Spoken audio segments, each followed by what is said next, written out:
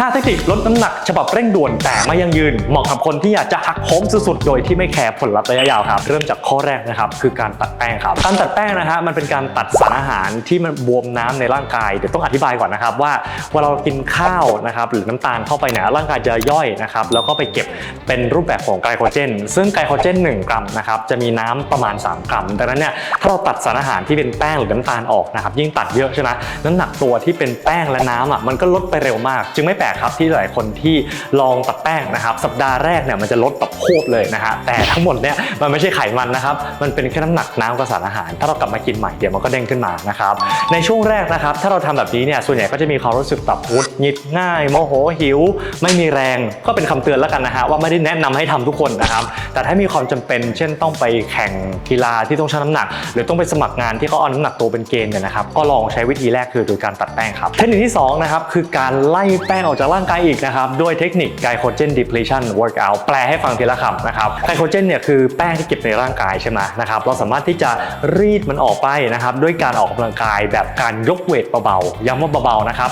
บเพราะในช่วงเราตัดแป้งเนี่ยมันไม่มีแรงอยู่แล้วไปยกเวทหนักๆเดี๋ยวจะบาดเจ็บเอาได้เป็นการใช้แมชชีนนะครับหรือใช้ยางยืดหรือดัมเบลง่ายๆนะฮะเล่นนะครับกล้ามเนื้อทีละส่วนนะครับเพราะมันง่ายไงใช่ไหมนะครับประมาณ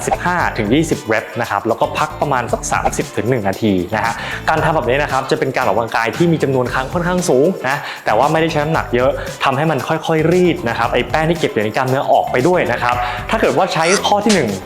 แล้วก็การออกกำลังกายแบบนี้ข้อที่2เนี่ยคู่กันนะครับประมาณ2 สัปดาห์แรกเนี่ยลดได้เยอะมากผมเคยใช้เทคนิคเหล่านี้นะครับลด2 กิโลภายในเวลา1 ชั่วโมงนะฮะก็คือแบบทำทั้งหมดเนี่ยนะฮะกับข้อที่3นะครับก็คือการรีดเหงื่อครับการรีดเหงื่อเนี่ยนะฮะเป็นเทคนิคที่นักกีฬาต่อสู้นะครับเช่นนักมวยอย่างผมแข่ง BJJ ใช่ไหมเราก็ต้องมีการรีดเหงื่อเพื่อให้เรานะครับลดน้ำหนักได้เร็วนะครับบางครั้งน้ำหนักตัวเราเกินรุ่นที่เราแข่งนะครับเราก็สามารถใช้ข้อที่1ข้อที่2รวมกับการรีดเหงื่อด้วยการใส่เสื้อผ้านะครับที่จะเป็นชุดซาวน่าหรือใส่เสื้อหนาวนะครับแล้วก็วิ่งเพื่อให้เราเนี่ยนะครับเหงื่อออกมาพอเหงื่อออกมาปุ๊บประกอบกับการที่เราตัดแป้งใช่ไหมแล้วก็ลดไกลโคเจนด้วยเนี่ยน้ำหนักตัวก็จะลดโคตรเร็วมากนะครับแต่ทั้งหมดนี้ต้องบอกก่อนนะย้ำอีกทีนึงมันเหนื่อยมากทรมานมากและมันจะตะบะแตกง่ายมากนะครับเราเห็นของกินนี่แบบหยุดตัวเองแทบไม่อยู่นะครับข้อที่4นะครับคือนอกจากนั้นเนี่ยเราต้องป้องกันไม่ให้น้ำเนี่ยมันบวมกลับเข้ามาด้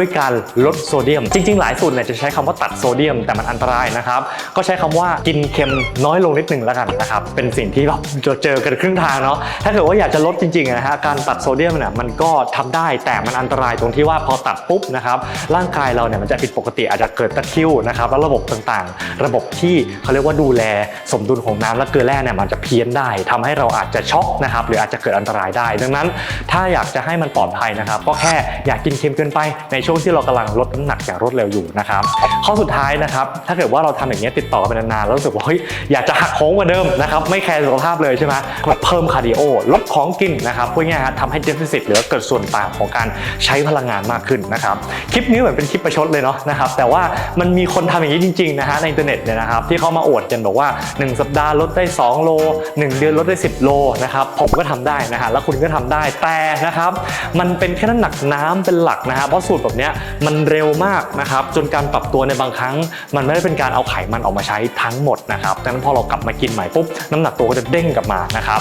บเหมาะกับคนที่อยากจะหลอกตัวเองไปวันๆว่าตัวเราเบาลงเหมาะกับคนที่จำเป็นต้องแข่งกีฬาที่ใช้น้ำหนักตัวเหมาะกับนะครับเคยมีลูกศิษย์ผมที่เป็นสจ๊วตนะฮะที่เขาจะต้องใช้น้ำหนักตัวในการเป็นเกณฑ์ผ่านงานคนที่จำเป็นต้องใช้ตัวเลขแข่งนะครับแข่งลดน้ำหนักแบบนี้สามารถใช้สูตรเหล่านี้ในการโกงได้นะครับอันนี้ก็เป็นคำแนะนำที่ไม่อยากให้ทำแต่ให้รู้ไว้นะครับมันมีประมาณ5 เทคนิคนี้ที่สามารถทำได้ครับดูถึงจุดนี้ต้องบอกก่อนนะครับว่าเดี๋ยวคลิปต่อไปจะมาสอนเทคนิคการลดแบบถูกวิธีที่มันยั่งยืนกันนะครับดังนั้น5 เทคนิคนี้รู้ไว้แค่เป็นความรู้แต่ไม่ได้อยากให้ทำนะครับงั้นดูจบอย่าลืมนะครับถ้าใครที่มีคำถามสามารถคอมเมนต์เข้ามาอย่าลืมแชร์ให้เพื่อนดูด้วยนะครับและอย่าลืมติดตามซีรีส์ Fat Loss Series นะเราจะคำถามต่างๆและเรื่องราวการลดไขมันเนี่ยนะครับมาเล่าให้ฟังทุกสัปดาห์เลยครับส่วนใครที่อยากได้แนวทางการลดไขมันเพิ่มกล้ามฟิตหุ่นนะครับอย่างถูกวิธีเนี่ยนะอย่าลืมติดตาม Fit Junction นะครับหรือว่าทักเราเข้ามาทาง Line @Fit Junction นะครับเรามีโปรแกรม e-book แล้วก็มีคอร์สออนไลน์กับออนไลน์โคชชิ่งเนี่ยนะครับช่วยให้คุณลดไขมันฟิตหุ่นอย่างถูกวิธีครับ